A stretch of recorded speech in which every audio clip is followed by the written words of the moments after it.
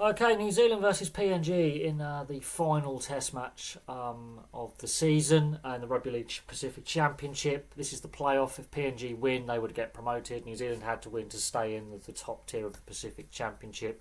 Otherwise, the loser stays in the Pacific Bowl competition. The first half is completely different to the second half. The first half, New Zealand were wobbling at times, even though they led in the first half. There was a period in the first half where they should have been behind. PNG butchered a couple of tries and had a try disallowed. Had PNG scored those opportunities, the second half may have played out completely differently. And there was a period where New Zealand were all over the place, didn't look very comfortable. They were stop-start, they were stuttering, they weren't relaxed. You could tell they were nervous about this game, and PNG were throwing everything physically at them, and there were some big collisions. They were disrupting the Kiwis a little bit, and it was in the balance. And then 2 minutes, New Zealand blitzed them at the end of the first half, and then the second half it was the McLean, Shaun Johnson, and Nickel Clockstad show. They ripped PNG to pieces in the second half, but the first half was tense. Proper Test match. Now, McLean gets his first try in 6 minutes. The pass from Nickel Clockstad is brilliant. And Nickel Clockstad is not a half. He's either a centre or a fullback. He's been forced to play that position because of injuries to players. That is not his starting position. He's an emergency halves partner for Shaun Johnson, who's also an emergency call-up. So this is a makeshift New Zealand side in parts. This is not the strongest New Zealand side that could be put on the field. If everyone's fit, Shaun Johnson's not playing, Nickel Clockstad's probably playing in the centres, potentially at fullback, and McLean is not making his debut. Let's put it out there. But McLean, his first try in 6 minutes, it's a really well worked try. New Zealand looked comfortable at this point. They've played themselves into the game. They've had a quick start, which is important. Settled the nerves, looking good. Jaymayne Isaako converts that one. Jaymayne Isaako will score his own first opening try in 12 minutes. And at this point, you're thinking that the Kiwis are comfortable. They're going to comfortably win this game. They're going to assure that they stay in the Pacific Championship side of the draw rather than the Pacific Bowl. And PNG, while they'll be tough and battling, won't trouble them. New Zealand are comfortable. Wasn't the case, because after they raced into that 10-0 lead, they started to stutter. And PNG stuck around and made things difficult. And Lachlan Lamb, his kicking game was causing all sorts of problems for the New Zealand back three. They didn't look comfortable. Keeney is obviously young, McLean is obviously young, and Isaako, who can play fullback, is on the right wing. The three of them didn't look comfortable dealing with the Lachlan Lamb's kicks, or Laybutt's kicks for that matter. They looked very uncomfortable diffusing the kicks. Now, eventually, some mistakes come in. Sloppy play from New Zealand. They're not looking comfortable. They're looking a little bit nervous. And Sylvester Namo gets his try in 21 minutes. Reece Martin converts. There's also a butchered try in there. There's also a Reece Martin disallowed try in there. There's a period of about 10 minutes where New Zealand are all over the place and PNG could have led this game. PNG could have been in front. Now, the disallowed try, okay, Roderick Tai is slightly offside in the kick chase. If he times his run better, again, the New Zealand back three don't diffuse the bomb. They don't diffuse the up and under kick. They're all over the place. They're too deep. And it's well worked, obviously, for PNG to score, for it to be disallowed for an offside on the kick chase. That is the turning point, in my opinion. That is the turning point of the game. If that try stands, I think New Zealand's nerves may have kicked in and PNG may have made this a bit more of a contest in the second half. I think that's a key turning point.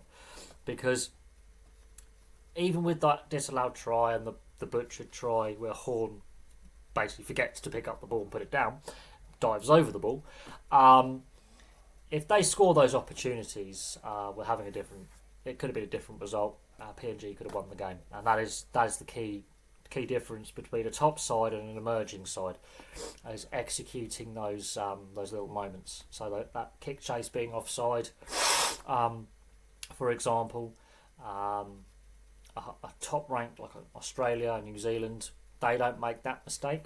PNG, an emerging nation, make that mistake. Now, Leo Thompson's try in 38 minutes turns the game as well. That's another momentum swing. They regain their composure, and Leo Thompson scores his try in 38 minutes. And then Nickel Clockstad, the interplay between Casey Casey McLean and Nickel Klokstad for the try on the stroke of half time. That's the killer blow. Those 2 tries in 2 minutes at the end of the first half. Considering that New Zealand had wobbled for a lengthy spell in the middle of the first half where PNG really tested them. That's another momentum swing. And Nickel Klokstad's try.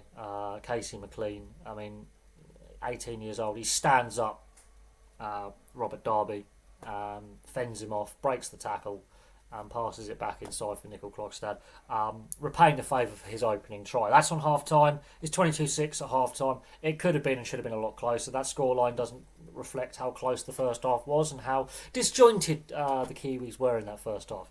Second half, they relax. They obviously relax. They work out what they need to do.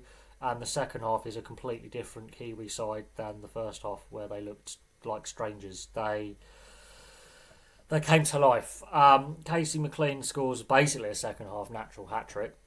Scores 4 tries in total, with kicks from Shaun Johnson and Nickel Klokstad, and passing as well. All different ways that Casey McLean receives the ball. He scores a natural hat-trick to begin the second half, but it's 4 tries in total. So the first one, that's Shaun Johnson, and the way he reels it in is ridiculous. Then Nickel Klokstad has a kick over, and again he scores. And then the third one, there's a period of about 21 minutes or 15 minutes where it's the Casey McLean show, and it depends which halfback is supplying him the ball. And Nickel Klokstad seems to have relaxed into that 6 role, where he looked a bit uncertain in the previous 2 tests. This was his best test in that emergency 6 role. And the vision from both Shaun Johnson and Nickel Klokstad on that left-hand side to get the ball to Casey McLean alongside their Timoko, the centre, the interplay, they worked out that was a channel to attack. So you get a try in 44 minutes, 57 minutes and 61 minutes, and they worked out good way to attack that PNG defence, which looked all over the place. PNG can't get the ball. It's wave after wave of pressure. Casey McLean gets 4 tries in total and a natural hat-trick to start the second half. Isaako, out of that, converts 2 out of 3 tries. Robert Darby's try. Finally, the PNG Kummels get a little bit of ball.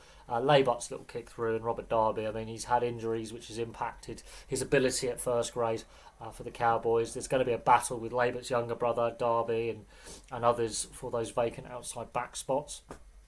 Zach Laybutt obviously had a nasty knee injury to start this season, so likelihood is he will eventually be one of the starting centres. But the Cowboys have some interesting outside back options. Now, Robert Darby, he's had a good end of season test series. He has been hampered by injury. That was a brilliant piece of play by Laybutt to kick it through, and people are going, why we see Laybutt once a year for 3 or 4 test matches. He looks amazing. Why didn't he have more NRL games? Or why has he not gone to the Super League? Why is he playing Queensland Cup? It's just he was playing at a time when the Cowboys had a lot of depth in the halves, and he just couldn't crack it.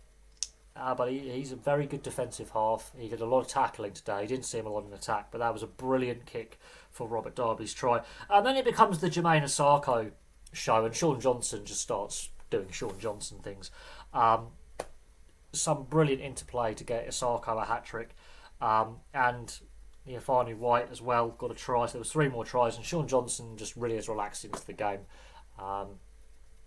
Some of the interplay down the New Zealand right with Peter Hiku as well, getting the ball to Hiku, who then gets the ball to Isaako for one of those tries, was ridiculous.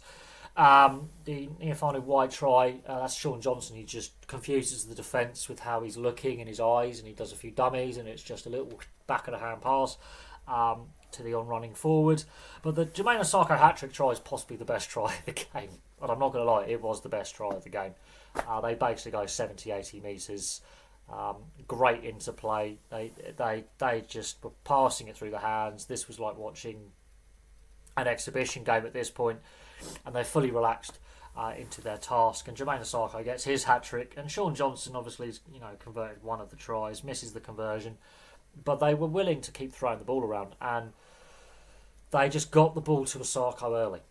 and at this point the PNG defence is shot. They basically defended all the second half. They barely had any ball. They're out on their feet, and the Kiwis have relaxed in that second half and shown what their outside backs are capable of.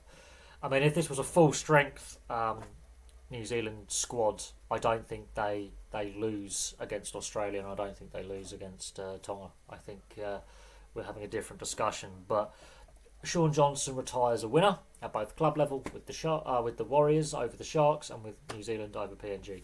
But that first half, there are still some concerns. Stacey Jones obviously didn't have the strongest available squad available to him.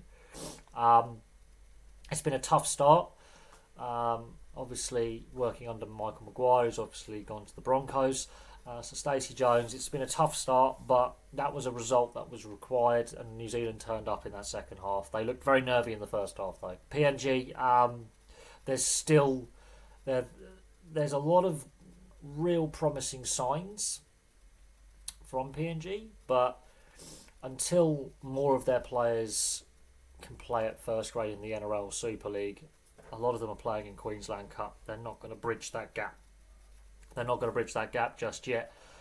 Although, with expansion on the horizon and with a lot of these players who potentially have put themselves in the shop window for contracts, with the salary cap going up, with the way PNG have played at test level in the last 4 or 5 years, and some of the performances they've put in, I can see more of these players getting picked up by first grade clubs in the NRL and Super League. There was a fair few who are playing in the Super League. In this side, there's a fair few NRL players, but it'd be nice to see a fully first grade side run out for PNG of that level. They've got the physicality, they've got the commitment. It's just the fitness, the concentration, and the player development. But it is the national sport, so you've got a whole nation that plays and watches the sport, and we'll see what happens with the expansion into PNG if and when that comes in the coming years. But there we go. New Zealand 54, PNG 12. It was a fun second half to watch New Zealand just let loose. It was fun to see, Casey McLean has scored 4 tries for New Zealand, only scored 3 tries for Penrith. 4 tries in a game on debut is fantastic. 2 hat-tricks. And Shaun Johnson just at the end is just having fun in his last ever professional game as a rugby league player. So Shaun Johnson retires a winner. Fantastic game, fantastic fun, real good fun to watch. And we saw New Zealand relax in that second half. They haven't looked like New Zealand at all that we have become used to in recent years in the last couple of tests. And then that second half just shows what they are capable of, even with a weakened side. So there we go. Thank you very much for watching. Place your thoughts in the comment section below, and I'll have some more content for you guys very, very soon.